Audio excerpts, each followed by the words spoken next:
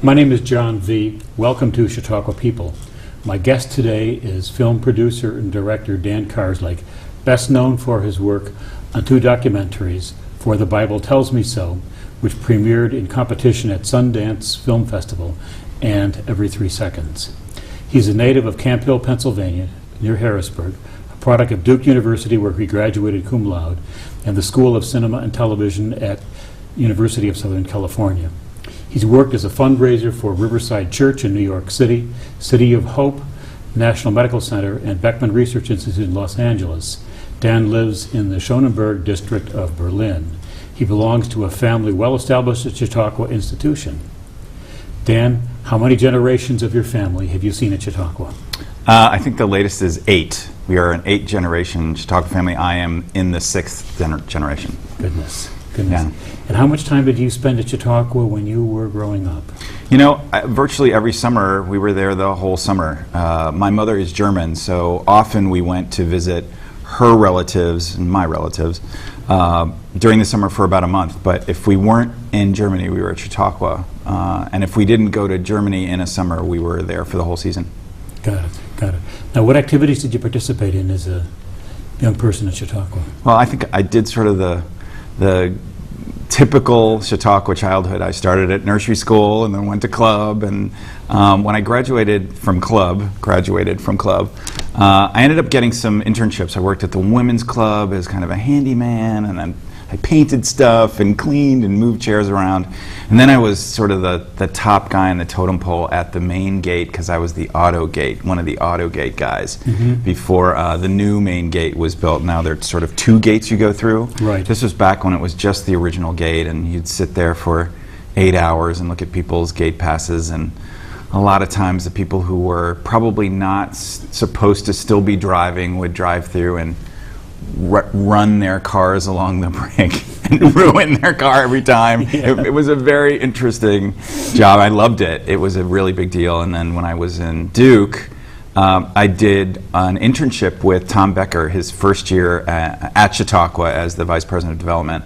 Ended up working for him for 3 years before I graduated. So that was a good experience. Oh, yeah. Tom Have you remained in touch with Tom? Yep. Yeah, he's a life mentor of mine. I admire him, and I think he did an amazing job as president.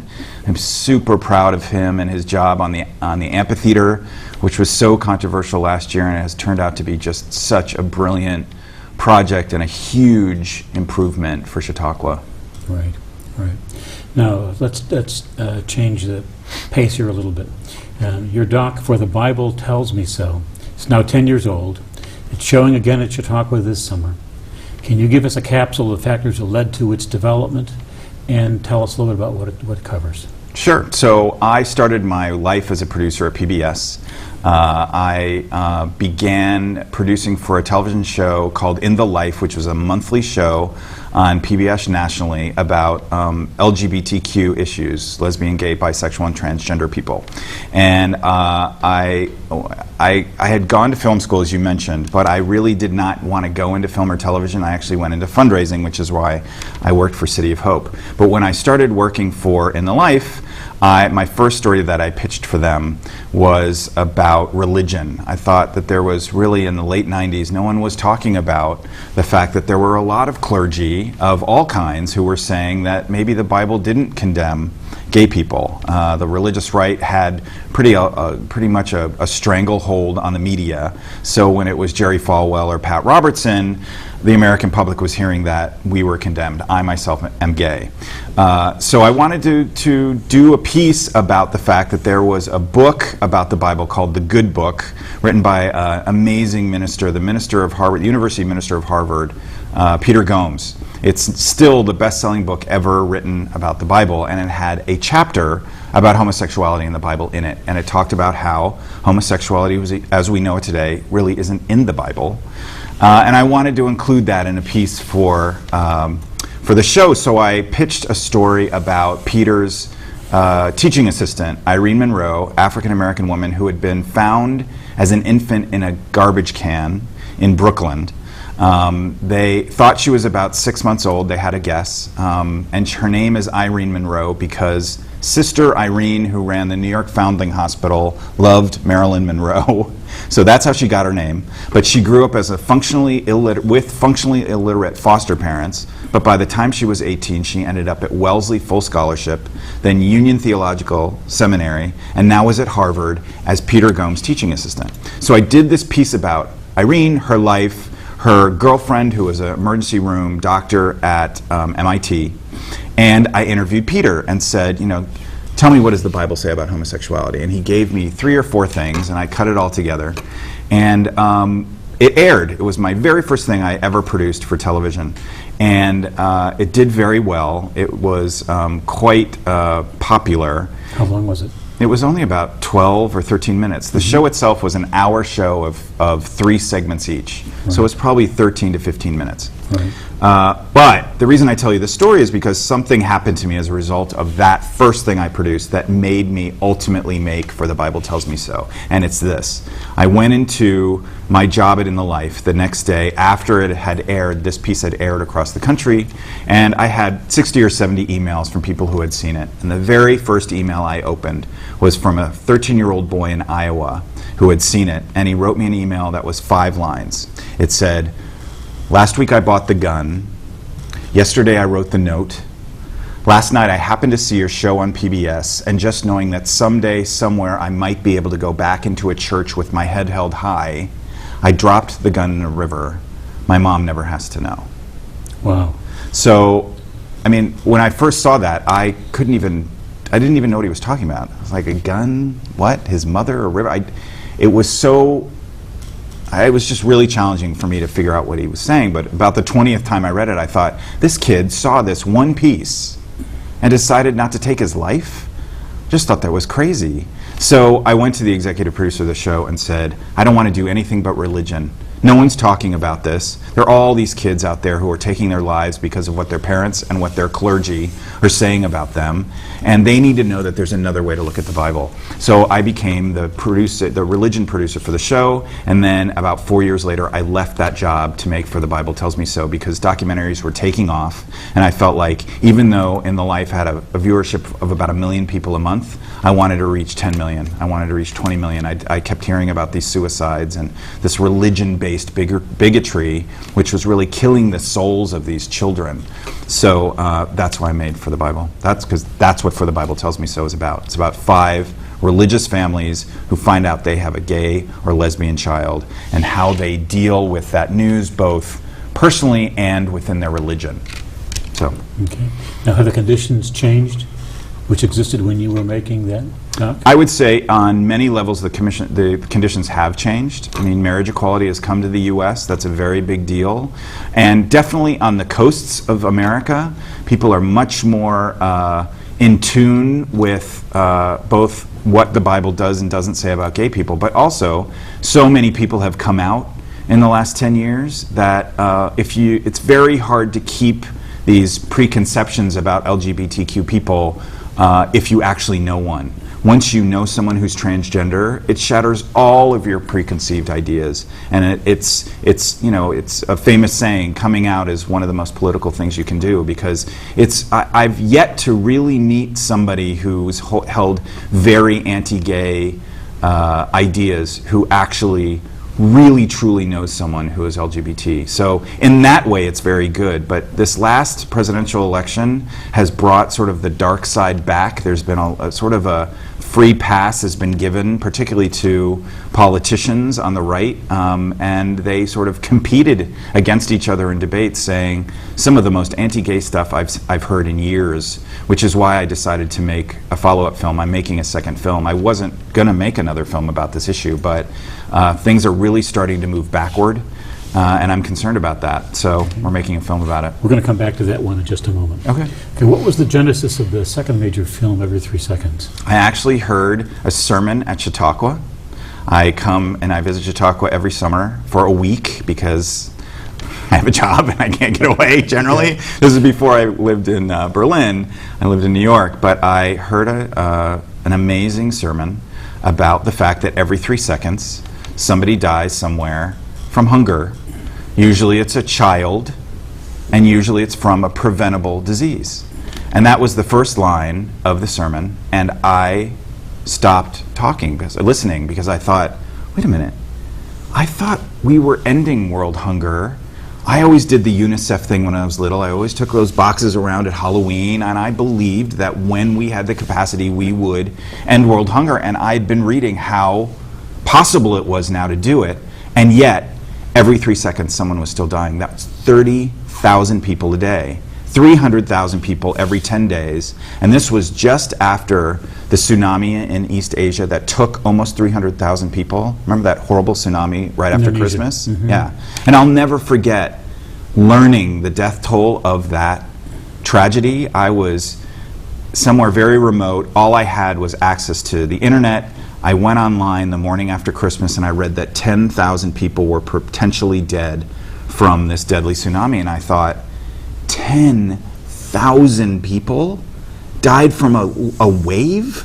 And then the next hour it was 25. And then the next hour it was 125,000. And then it ultimately was 300,000. And here I was listening to this sermon that many people die every 10 days from something that's completely solvable now. So I thought, I have to make a movie about this. I have to make a movie about people who don't believe that we just have to accept these deaths from hunger. People who have stepped into their own power and found a way to fight it. So that's what Every 3 Seconds is about. Now, how did you identify these cases? I know a lot of people, and a lot of people know when I'm working on something, so I get suggestions from all over the world. I had decided that I wanted 5 stories, and it needed to be a kid, a college student, a 30-year-old, a 50-year-old, and a senior, because I had learned from For the Bible that audiences look for themselves in your films, and once they can find themselves in a documentary, they follow that story really closely, and if that person evolves, they kind of evolve. So I do a lot of reading. I read everything online I can possibly get my hands on, and I started discovering people. Stanford University invited me to come to Stanford to be a visiting scholar just to work on the film. So the first story I found was a Stanford student who had just gotten back from Malawi. Then I found this amazing little kid from London who had done this bike ride for Haiti, and it had just completely exploded, and he had done this huge thing for Haiti just because he was moved to do something.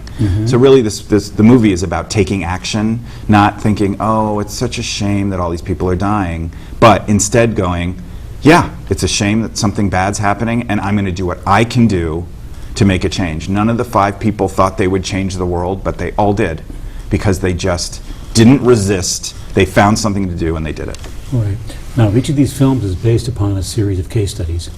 Have you kept in contact with any of these people? All of them.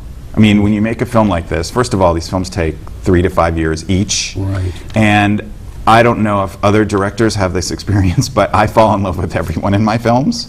You have to really get to know them before there's ever a camera in the room, because you want them to be as authentic and real as possible. So I spend a lot of time with each of these families and each of these characters. So yeah, I can't think of anybody I am not in touch with. No, I'm very much in touch with all of them. And has the situation changed from the time when you were filming? The situation with hunger? With hunger, for starters. Well, I would say that more and more people are getting involved, and I did read that it has gone, like the number has changed from every 3 seconds to now every 5 seconds, which seems still really bad, and it is, but that's a huge improvement.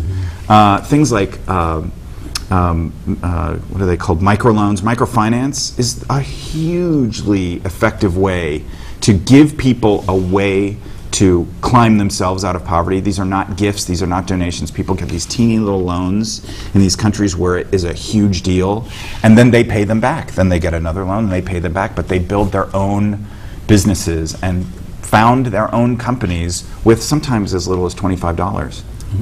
And it's a small contribution to put that money, amount of money on the table for most of us. And there are things like Kiva.org. People don't know about Kiva, Kiva.org, where you can go on and you can donate $25 and choose anyone around the world to get that loan, and then it gets paid back, and you give it again, and you give it again. I've given some of my Kiva loans now like 30 times, and it's $25. For someone in the West, you can, even if that's a lot, for a lot of people that is a lot, but you can save up and do that. It's 5 coffees at Starbucks, you know. You bet. Yeah. Now, let's hit a little deeper question here. And you've produced 2 very successful documentaries. And let's take the broad brush here. What's your view on the role of documentaries in contemporary American culture?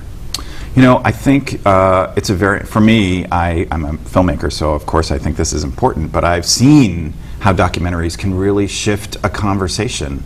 I've seen how people walk out of films having learned things they never dreamed were a reality. There's something about human beings watching real human story that is extremely powerful. Obviously, narrative films, which is, you know, fiction, scripted films, are also very powerful on our society. But I do think for a certain group of people, really not just in America, For the Bible Tells Me So is in 22 languages. It's going into Japan next week. The human experience wants to see and learn from other humans and who they are and what they've experienced. So I think it's very powerful. There are all sorts of new platforms to see and view and distribute documentaries and major films like Netflix, Amazon Prime, all of these new places that you can find film, and I think that's just good for everyone, because the more people understand how similar we all are and how mothers here are the same as mothers in Bangladesh, you know, we are all one in a very real way, and I think documentaries can really make the world seem a lot smaller, and I think that's hugely important these days. What factors tend to separate the effective docs from the ineffective? That's a good question. I think a lot of it is distribution. It's not at all about the quality of the films. As you mentioned, For the Bible premiered at Sundance with 16. There were 16 films in competition at Sundance. They were all, I couldn't believe I was part of it. I watched all of these films and was completely blown away by all of them, and only 3 of them, mine and 2 others, were bought and got seen. The rest disappeared, because at that point you needed a theatrical run, and then maybe Netflix bought you, and then you went on to DVD. So that was, what is that, like 15%, 12% of those. These are the best of the best documentaries. Only 3 of us got a distribution deal. So a lot of the times, there are a lot of really amazing films that just never find the audience. You know, I go to Full Frame in Durham every spring, and I'm shocked to see how few of them get picked up. Right, and they're brilliant, right? Really, brilliant is absolutely the word Yeah. for most of that workmanship. Yeah, and especially if it got into Full Frame. I mean, Full Frame is just a really great festival. Yeah. Yeah. And I've got some books from if somebody wants to see them. Come knock on the door. I'll give you a few of the old ones here at Chautauqua. Now, let's talk, what projects are you currently working on? I'm working on 2 films. I'm working on this follow-up to For the Bible Tells Me So. Right. It's 5 new families, and it's dealing with some things I didn't deal with in the first film. There's a Mormon LDS family. We didn't touch that in the first film. There are also 2 transgender stories. A transgender African-American man who's an LA cop, whose father is Jehovah's Witness, so that's a very interesting intersection of a lot of things. And a transgender woman who's a Caucasian, whose parents are conservative Presbyterians. And then we're also featuring a Latino Catholic story of a young kid who came out to his family and actually was fully embraced by his machismo construction worker dad. It's a beautiful story. Unfortunately, a couple years later, after he had gotten his degree, they were living in Orlando, he had a housewarming and decided to take all his friends out dancing, and they were at Pulse nightclub the night of the massacre. So we're telling that story. So it's a really I think it's going to be a really powerful film. We're taking on 2 related issues in the film. One is about Christian ex-gay therapy and how toxic it is proven to be. And What kind of therapy? it's called Christian ex-gay therapy. It's this idea that if you find Christ or Jesus, he will turn you straight, God will make you straight. And of course that doesn't happen, and these are very religious kids, so when it doesn't happen, they know that their parents don't love them, and now they think that God doesn't love them too. So often that ends in suicide, and one of the stories in the new film is that's what's happened. Right. And then the other issue we're taking on is this whole national conversation about religious freedom, this idea that people based on their faith are allowed to not serve gay people and will not have to give them rent them an apartment or give them employment. So we're talking about that too. And then the other film is a film called Hitler's Man in Hollywood.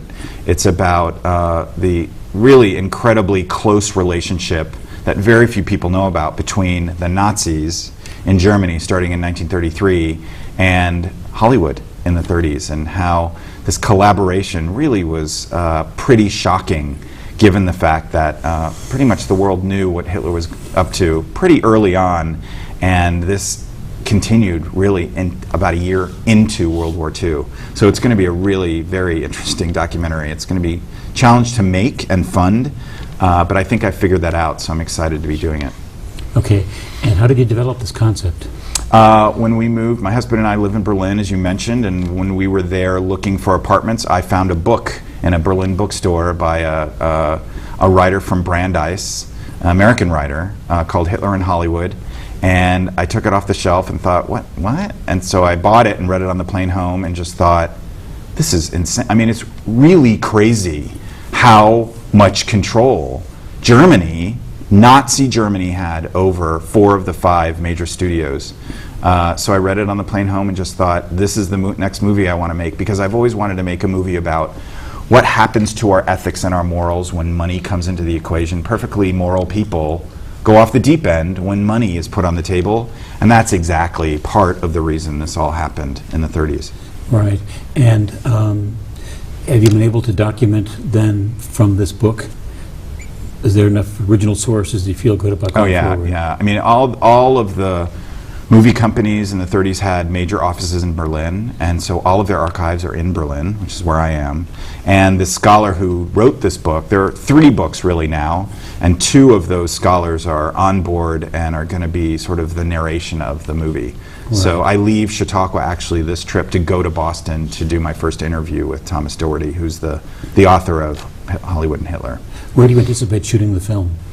Well, I'll shoot the interview parts of the film where these scholars live. So in Boston and Los Angeles. There are also some sort of older Hollywood families that still are around, and they have sort of their family stories, and they're all around California too. And I'll shoot some of it in Berlin. Mm-hmm. Can you project a release date for the film?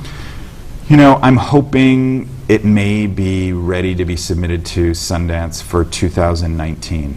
Okay. So we'll see. Okay. Now, let's go back and talk for just a minute about funding. Then I'm hoping if some aspiring doc maker is listening. Mm-hmm. And tell me a little bit about the funding for the second iteration of Every 3 Seconds. Or For the Bible Tells Me So. For the Bible Tells Me Right. So. Stand corrected. So for my films, generally I raise money charitably. I don't raise investment. It's a very hard case to make that, you know, give me money for this documentary and you'll make a fortune. Well, that's generally not what happens. If people had invested in For the Bible, they would have made a good amount of money. It's done very well. Right. But that's not how I raise my money. I raise my money charitably. I get a nonprofit who's my fiscal sponsor. Everyone writes their checks out to them, and they grant me the money to make the film. So this new film, For They Know Not What They Do, the budget's about $800,000, and we've raised about $400,000 at this point. So we're about halfway. It's definitely the hardest thing the hardest thing about making these films is raising the money. But we're doing pretty well. I usually, everywhere I go, you know, we just had a screening in the cinema last night at Chautauqua, and I always have pledge cards, and I talk about, like, if anyone wants their name on the end of the film, you know, take a pledge card and fill it out and send it in. Yeah. So that's what we do. That's what and people can also donate online at our website and all of that. Right. fortheyknow.org. Right. And have you had experience? Do you have any insights about lesser funding tools such as Kickstarter? Well, Kickstarter and Indiegogo and all of those crowdfunding sites can be very useful for smaller projects, especially. They're not so useful for projects like mine because our budgets are so much bigger. Mm-hmm. And if you do a Kickstarter campaign too early, the people that might have given you $5,000 or $10,000 will take advantage and say, "Oh, I'll give him $50 on Kickstarter, and I'm done." So you don't want to have that option yet. Right. But at the end, you know, when we're about $100,000 away, we'll do it. Kickstarter is harder because you have to get all of your money, and if you don't, all the donations are returned. And I don't think they can be donations, actually. Kickstarter does not raise non-profit money, but Indiegogo does, and Indiegogo you get whatever you raise. You don't have to hit the goal. So there are different iterations of that. Kickstarter is great on some levels, and Indiegogo works for me better. Right. Little switch here. How did you settle in Berlin? Russ's company, Russ, my husband's company, needed somebody in Europe. We were ready to leave New York. We had been in New York for a long time and wanted something different. We had been to Berlin in 2004 and had loved it. And one of the cities that his company they gave us 4 options, and they said you can either move to Frankfurt, Munich, Berlin, or Toulouse. And so we said, I think that's going to be Berlin. And these expat deals happen where they move you and they find you a place and they pay for your accommodations for 2 years, and it was just an amazing thing. And we thought we would be there for 2 years and we'd move back to New York because we love New York, but we really fell in love with Berlin, and Germany is a country that really represents our values. I'm so proud that Angela Merkel has opened up the borders to these Syrian refugees who've just been through just unbelievably horrible, unmentionable things. And I think it's the smart way to deal with ISIS, the way that you convince the world's Muslims that the West doesn't hate them is you open your arms to them and you give them jobs and you give them training. Closing borders just kind of feeds into the ISIS dialogue to Muslims that the West hates them, and that hurts us, I think. Right. Is Berlin a suitable base for your work, other than the film about the Nazis? Yeah, it's definitely not as easy to work from Berlin with fundraising in particular, and I'm flying back and forth to the States at least twice a month. But it's worth it. It's worth it. It's a very green city. Our power, our utility is 100% carbon neutral. It's just solar, tidal, and wind. We don't have a car. I mean, as I said, it really fulfills our priorities, how we want to live, who we want to be. So it's okay. It's fine. It's not the easiest, but it's worth it. I'm super lucky to be there. We love it. So. Right. And do you have as much space as you would have in New York City? More? Oh my gosh. So we just bought an apartment. Right. It's in an Altbau building, which means it's a building built before the wars. It's one of the few buildings that survived. Right. Our ceilings are 4 meters high. It is 1,700 square feet. And to buy this apartment in New York I think it would be $5 to $10 million, and this was not anywhere near that. Good. So the space that we're able to have in Berlin. Berlin is famously the cheapest great capital of Europe. I mean, the real estate there is still quite affordable. It's why all of the artists of Europe have moved from London and Paris and Amsterdam and Brussels to Berlin, because it's so inexpensive. Right. So the art scene is just astoundingly amazing. So for now, it's definitely where we want to be. Right. Last question, can you function with English in Berlin? The hardest thing about living in Berlin is learning German, because no one will speak it with you. Everyone hears that you're American. Whenever you try to speak German, they just say it in English, because they want to practice their English. So that's the most frustrating thing, is everyone speaks English, and I'd rather speak more German. Really, what you learn in Europe is everyone speaks multiple languages. It's very different from here. Generally, someone might speak 2, but a lot of people here just speak English. That is just never the case in Europe. People speak German, English, Spanish, and French, generally, Right. It's amazing. It's really inspiring. So it's been great to learn German. I work on it every morning here for an hour every day. I'm still hoping to be super fluent. I would say we're relatively fluent now. Russ is doing better than I am. He's more obsessed. Right. But it's coming along. Good. Dan, we are out of time. What else? These guys will always indulge me if we go over. What else do we need to cover? I don't know. I think, the thing I always say about my life is I'm the luckiest person I've ever met. I get to do these amazing films. I get to meet these beautiful, wonderful people. And then I get to meet all the people who get to see the films, and I get to come to Chautauqua for a week every summer. And I think what I do is because I grew up at Chautauqua. Right. I can't imagine not doing something in the arts because I was so inundated. with it when I was little, so I feel hugely blessed that way too. But it feels like you covered everything. Well, great. Yeah. This has been good fun. Thank you very much, and do Sure. come back. I will. Thanks, John. This has been Dan Karslake. I'm John V. Thank you very much.